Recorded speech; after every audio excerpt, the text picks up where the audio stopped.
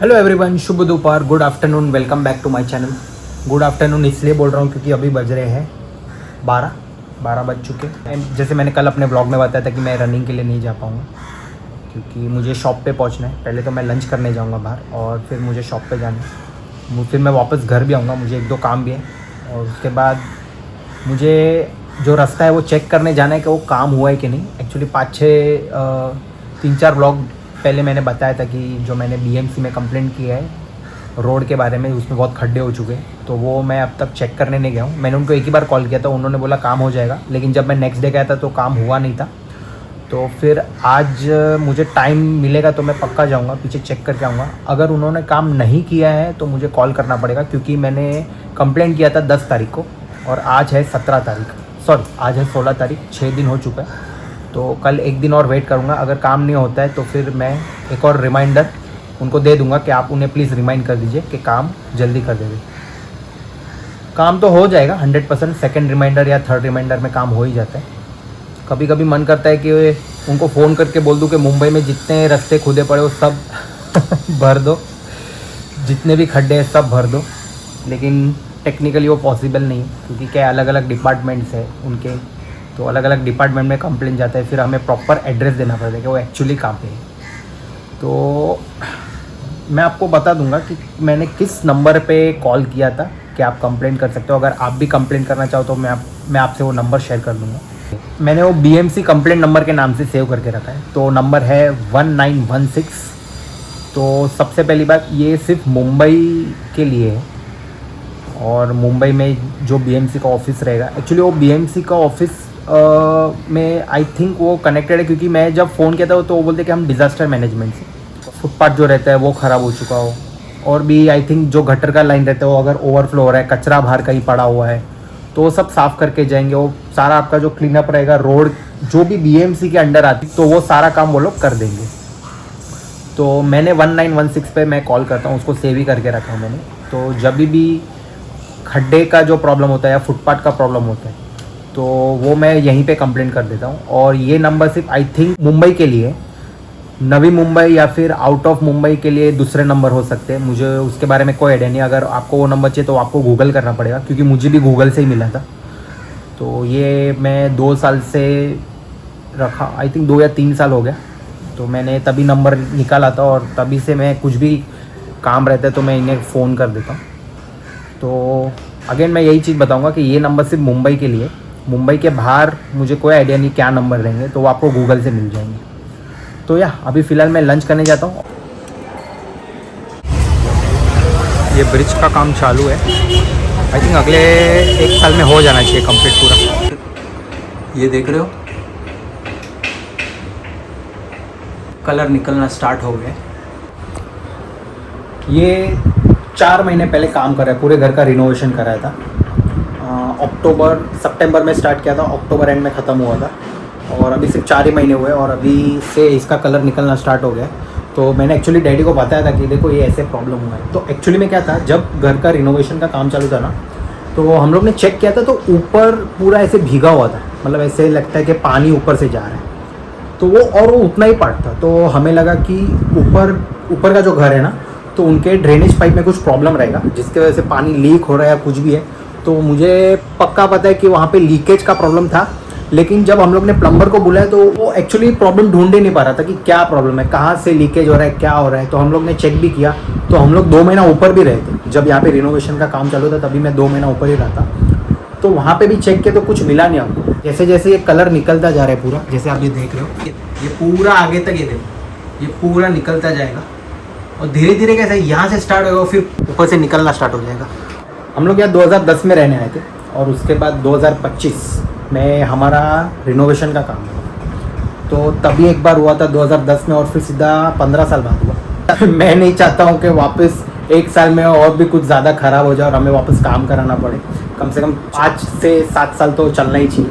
Plumber को लेके जाना पड़ेगा, उसको पूछना पड़ेगा कि भाई तू अच्छे से देख कि कहाँ प्रॉब्लम हो रहा है, क्योंकि क्या है, अगर वो लीकेज का प्रॉब्लम रहेगा ना तो पानी जाता रहेगा और वो और ज़्यादा ख़राब होगा, तो उससे पहले उसको ठीक करना ज़रूरी है। अभी बज रहे हैं 4:33 और मैं अभी जा रहा हूँ शॉप पे।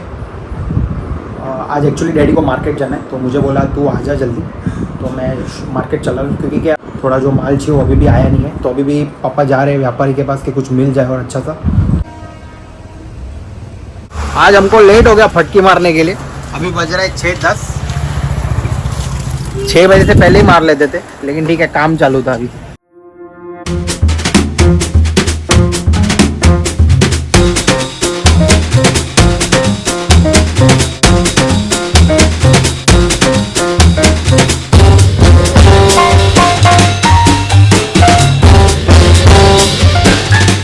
शॉप पे एक नया चेंज किया हमने, वो है ये। यहाँ पे जो जीन्स था हमने जो रखा था, तो इसके बदले में पूरा जो फल्ली था, हमने फल्ली पूरा लकड़ी की जो फल्ली थी वो हमने हटा दिया, और इसके बदले में पूरा अभी पाटिया हाँ उसको फल्ली भी बोलते हैं और कोई पाटिया भी बोलते हैं तो पाटिया इनके हिसाब से पाटिया, हमारे हिसाब से फल्ली। तो ये जो पूरा था इसके बदले पूरा हमारा 58 बना आ गया। तो इसमें बहुत सारा कुर्ते का रेंज भी है और कॉटन का रेंज भी रहेगा, इसमें मिक्स का रेंज है पूरा, और अलग अलग कलर्स में सब। तो हमारा काफ़ी माल जो है वो आ चुका है इसमें। अभी और कितना माल आने वाला है कुछ पता है? अभी आने वाला है, तो कम से कम इतना अभी जगह तो हो गया। अभी और भी कुछ सेटिंग कर रहे कि और कितना हम माल भर सके इसमें, क्योंकि कैसा है ना, गिराक के टाइम पे हमें कुछ समझ में नहीं आएगा कि कौन सा माल किधर गया क्या गया। अभी सेटिंग करके रखा है तो हमें कम से कम ध्यान रहेगा कि अभी कौन सा माल कहाँ पे रखा है अभी।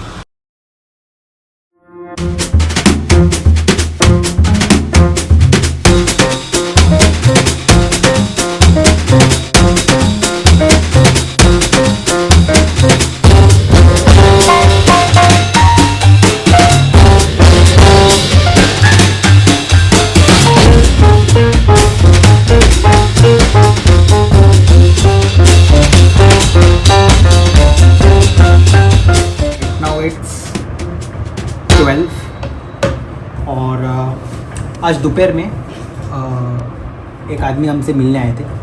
तो हमने एक्चुअली ऐसे ही बात में जो हमारे पुराने जो शॉप्स थे उनके साथ रिलेशंस थे हमारे, और जो व्यापारी थे उन्होंने ऐसे एक बात कही थी कि हमें एक सेल्समैन चाहिए, क्योंकि क्या है अभी फ़िलहाल सीज़न का टाइम है तो हमें सेल्समैन लगेगा। क्योंकि अभी मैं और मेरे डैडी हम ही दोनों ऐसे सेल्समैन में गिने जाते, तो सब लोग अभी खुद से हम ही सब मैनेज कर रहे हैं। और बाकी जो मेरे जो 2 स्टाफ मेम्बर है वो इतना अच्छे से कस्टमर से डील नहीं कर पाते, वो अच्छे ही है। और लेकिन कहते हैं ना, एक जो प्रॉपर सेल्समैन होता है उसका बात करने का ढंग कैसा रहता है, बिल बनाने आना चाहिए, और आप सेल कैसे कर पाते हो, तो वो अभी भी उस स्टेज पे नहीं है, उनका उतना लेवल नहीं है। तो हम लोग ने ऐसे ही कहा था कि हमें एक सेल्समैन चाहिए। तो मुझे आज सुबह ही कॉल आया था कि ऐसे मैंने आपको सेल्समैन चाहिए था और मैं इतने साल से काम कर रहा हूँ। उन लोग ने सब अपना बताया मुझे, तो मैंने बोला एक काम करो, ठीक है आप शाम को आ जाओ मिलने के लिए, तो मैं आपसे बात कर लूँगा। तो फिर मैंने डैडी को भी बताया ऐसे ऐसे बात हुआ है। तो डैडी ने बोला एक काम कर, तू उनको दोपहर को ही बुला ले, क्योंकि शाम को मुझे मार्केट जाना है। और तो वो आए थे दोपहर को मिलने। तो हम लोग ने उनसे 15-20 मिनट बात किया। तो बात करने से तो एकदम सही थे वो, और हम लोग 90% कन्विंस हो गए कि he is fit for the shop. जो जैसा सेल्समैन हमें चाहिए थे वो हमें, आई थिंक वो सारी क्वालिटीज़ हैं उनमें। लेकिन फिर भी हमें कहते हैं ना कि वो अभी भी कहाँ से आए हैं, कैसे आए हैं, उनको हमारा रेफरेंस किसने दिया है वो अभी तक हमें क्लियर नहीं हुआ है।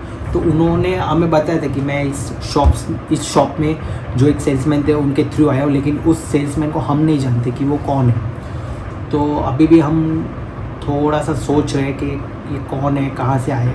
ऐसे तो सब सही है, लेकिन फिर भी कहते हैं ना, एक हमें 100% क्लियरेंस चाहिए। कोई भी हमें कहते हैं डाउट नहीं चाहिए मन में कि ये कहाँ से आए हैं और पहले कहाँ पे थे, क्या कर रहे थे। हमने सब बात तो किया था, लेकिन अभी तक थोड़ा सा डाउट है। और दूसरा कैसा है ना, अभी फ़िलहाल हमारा सीज़न है, उसके बाद अप्रैल में जो वेडिंग के सीजन्स रहेंगे, और फिर तो आई थिंक मई महीने में बकरीद है, उसके बाद हमें कोई सीज़न नहीं लगेगा। फिर जून से लेके आई थिंक दिवाली तक फिर हमें बीच में कोई सीज़न नहीं है। फिर डायरेक्ट हमें दिवाली का सीज़न लगेगा। तो तब तक हम यही सोच रहे हैं कि कि अगर हम नया सेल्समैन रखते हैं, एक्सपीरियंस, और ये जिस सेल्समैन से हम मिले तो काफ़ी एक्सपीरियंस है, उन्हें 30-35 ईयर्स का एक्सपीरियंस है, तो देखते हैं हमें उतनी फिर उनको सैलरी देना। और पहले कैसे ना हमारा डबल गाले का दुकान था, अभी हम सिंगल गाले में आ चुके, तो वो हिसाब से हमारे कस्टमर थोड़े से कम हो गए, क्योंकि क्या हम दूसरी जगह शिफ्ट हुए हैं। तो अभी तक बहुत सारे कस्टमर्स हमें ऐसे ही बोलते हैं कि आपका शॉप किधर है, क्या है, जबकि हमने वहाँ पे बैनर वगैरह सब कुछ लगा के रखा है। तो ये अभी तक डिसाइड नहीं कर पा रहे कि हम उन सेल्समैन को रखें अपने पास कि नहीं, क्योंकि लॉन्ग टर्म में देखें तो हमें काम लगेगा और सेल्समैन हमें चाहिए रहेगा, लेकिन फिर क्या है, उतना हमें सैलरी देना, 3 लोगों का सैलरी देना और फिर हमें रेंट भी देना शॉप का, तो वो थोड़ा सा हमें देखना पड़ेगा कि कैसा होगा वो। तो आज का ये व्लॉग यहीं समाप्त करते हैं। Thank you so much for watching this vlog. Please subscribe my channel. Take care, शुभ रात्रि, गुड नाइट, बाय बाय।